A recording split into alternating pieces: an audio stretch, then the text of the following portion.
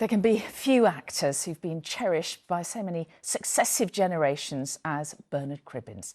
Whether it was starring in The Railway Children, narrating the Wombles, telling stories on Jackanory, or appearing, of course, in Doctor Who, he graced them all, and audiences loved him. It was his compassion and kindness that was remembered today after his death was announced at the age of 93. Garrett Vincent looks back at his 70-year career.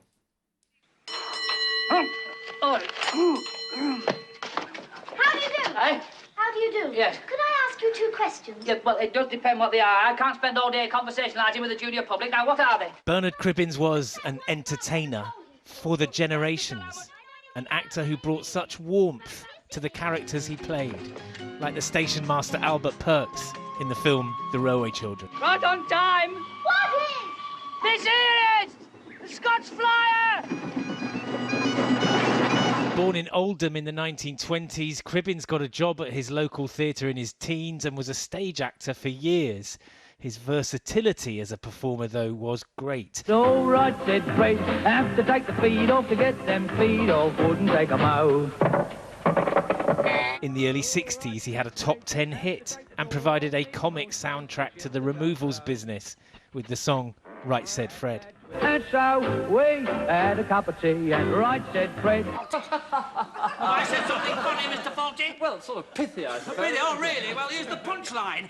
There was situation comedy too in One of the Very Best, as a famously dissatisfied guest in Fawlty Towers. You've handled that then, have you, Bazza? Do you want to know about laser beams, Mortimer? Said Arabelle.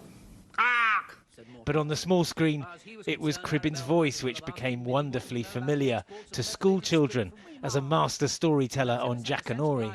Well, I dare say it's ever so easy, really, said Mrs. Jones.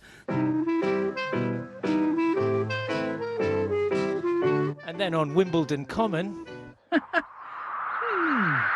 he was the man who brought the Wombles to life, providing the voices for the ever-lovable Orinoco and Great Uncle Bulgaria.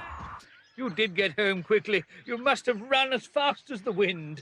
The time span of Cribbins' career stretched to include a part in a Doctor Who movie in the middle of the last century, and then at the start of this one, he appeared regularly in the revived TV version. The show's writer, Russell T Davies, was among those who paid tribute to him this morning. A legend has left the world, he said.